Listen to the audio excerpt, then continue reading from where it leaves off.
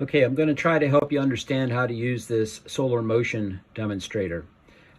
First thing is, when you go to use this thing, the temptation is, of course, to hold it this way because that looks like the way it should be held. But typically when you're using it, you're going to want to hold it like this so that the part here, this is like this represents the surface of the earth that you'd be standing on right at that point. Okay, and so you want to try to imagine, if you wanted this level, like it would be level with the ground, like you're looking, you want to kind of hold it like this, in this orientation. Okay, and imagine yourself standing right in the middle, right in there. All right, so the first question talks about York, Pennsylvania. So you'll notice that this surface of the earth here can adjust to different latitudes along here. So York is about 40 degrees north latitude, so we're going to want to adjust it to right about in there. Okay, and the first question says, in what compass direction would you look to see the sun rise on December 21st? Now, the time of year is adjusted over here. You'll notice that my little brass fastener there is slipped on, and that's going to represent the sun, like looking up into the sky and seeing the sun. And so we'll adjust this to December here. All right, right near the winter solstice, which would be way down in there, like that. That would be pretty much December, end of December, beginning of January, right about the right time of year. Again, make sure this is at 40 degrees. And so what direction we have to look to see the sun rise? Well, we know the sun, everything in the nighttime sky and the daytime sky, because of the Earth's rotation, tends to move from east to west across the sky. And so what direction is that we would have to look? Well, on that particular date, we'd have to look into the southeast, right? The southeast to see the sun rising, right? We'd see it rising up off, and it would come up to about this angle at noon. So this angle in here, if we were to measure the angle between where we're standing up to the sun, down to the ground, and over this way, if you can imagine that triangle, and we were to measure the angle off the ground up to the sun, that would be the altitude angle, the number of degrees above the horizon that the sun would be. Okay, so we have to look southeast to see the sunrise in the winter, on the winter solstice. And then the next question says, in what compass direction would you need to look to see the sun set on December 21st? Well, imagine this coming over here as the Earth comes this way. And again, we'd have to, if we were standing on the ground, we'd have to look where? We'd have to look into the southwest to see the sun setting.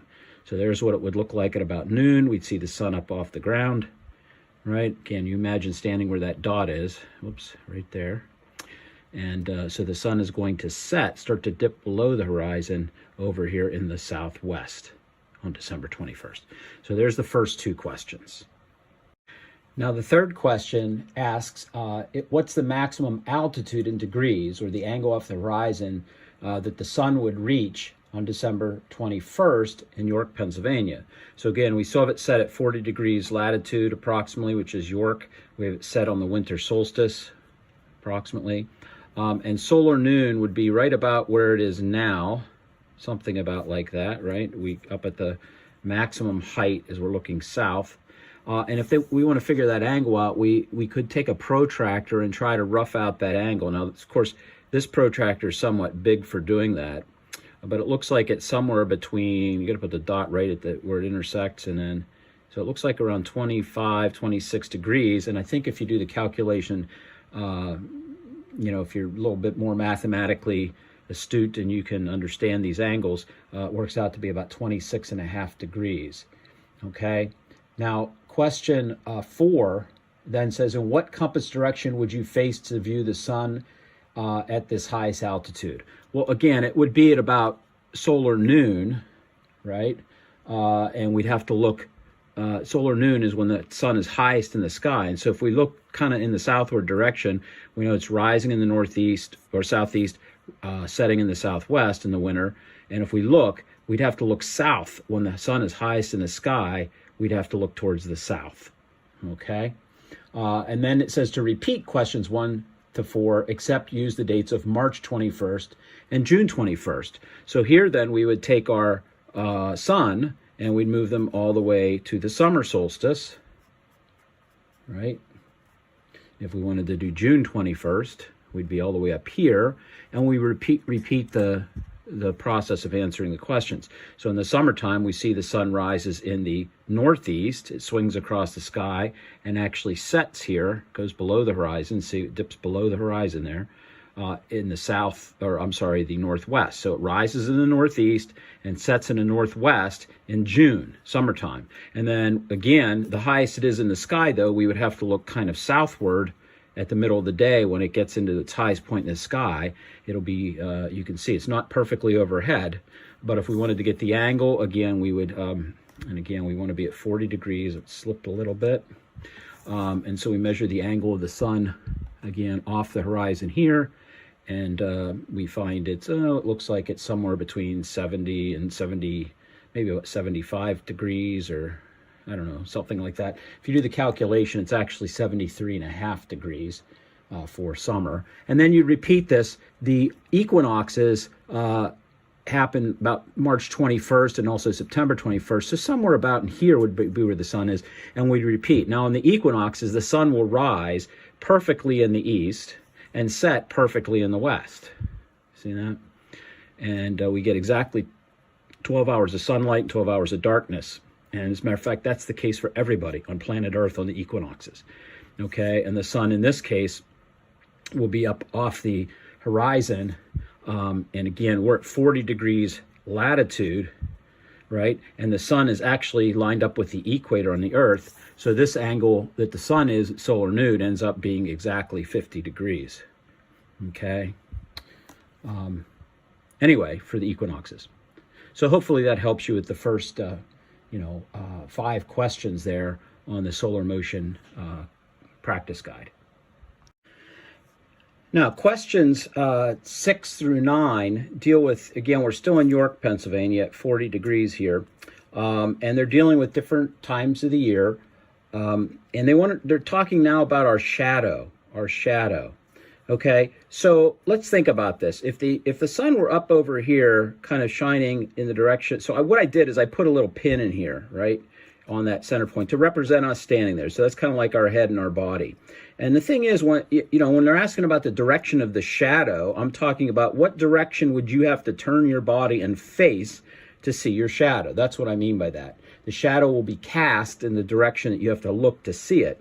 And so when the sun is over here in the southeast, right, if I can model this right with my flashlight, well, it gets too bright in the picture, but you can see what's happening. When the sun's over here in the southeast, right, kind of back over in this range, look what direction the shadow of that pin is pointing. It's pointing over here towards the northwest. Okay, it points in an opposite direction. So when the sun's over in the southeast, the shadow points to the northwest. If the sun were to come over here, you'll probably be able to see it better this way. The sun's over here in the southwest. The shadow there, as you can see, is pointing up towards the northeast. Okay, so sun in the southwest, shadow is opposite direction towards the northeast. When the sun is in the southeast, shadow points towards the northwest. Okay, so the answers here, when we're looking at the direction that a shadow is cast, the shadow, we have to think about, well, what direction's the sun? The shadow is going to be the opposite direction. So again, when the sun's over here in the southeast, we would have to turn and face this direction to see the shadow cast by our bodies. Okay, so the answers kind of flip-flop. Same sort of questions 6 through 9, but they somewhat flip-flop because we're dealing with the direction of the shadow. So hopefully that helps with those questions. Okay, now questions 10 and 11, what we're doing is changing location on the Earth.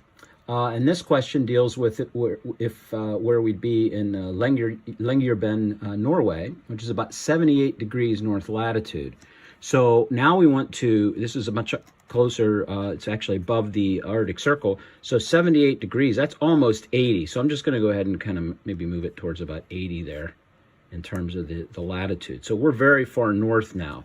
And the question first becomes, okay, on the solstices, where does the sun rise, or on the equinoxes, excuse me, March 21st and September 21st, where does the sun rise and set? So again, as I mentioned before, everything's kind of the same for everybody on Earth on the equinoxes. Everybody gets 12 hours of daylight, right? And the sun will rise exactly in the east, right over here, and it will set exactly in the west.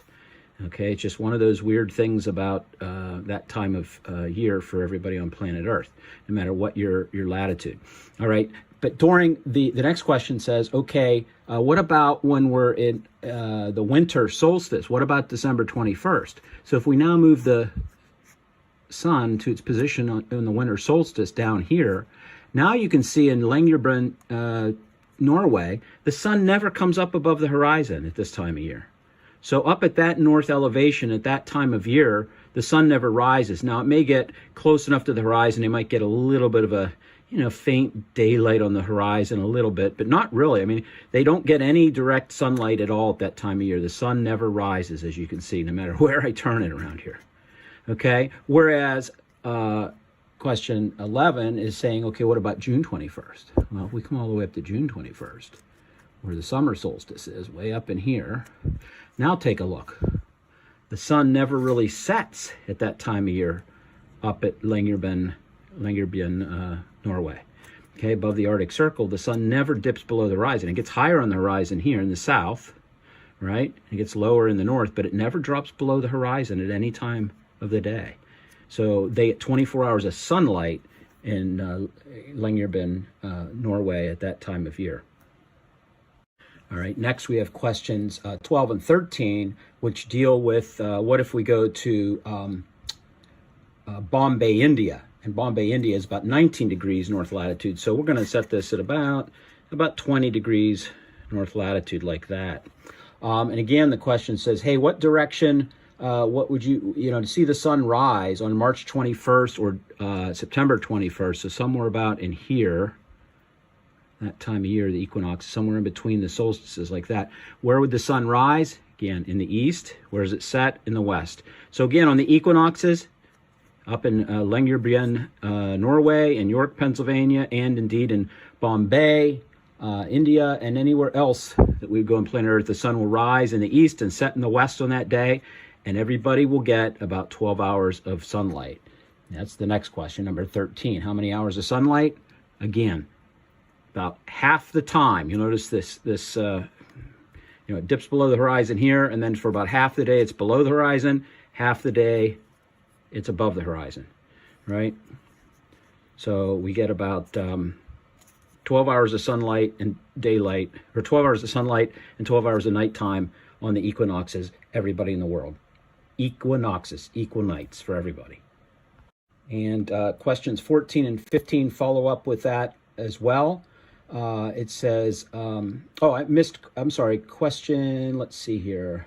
Yeah, question 14 and 15 deal with the, we're at Singapore, which is 1 degree north latitude. So it's almost at the equator. I'm just going to go ahead and try to put it there. And of course, my surface here is bent a little. I know these things are not super high tech, but you get the idea. So the Earth is the land is kind of flat if we're at 0 degrees north latitude like that.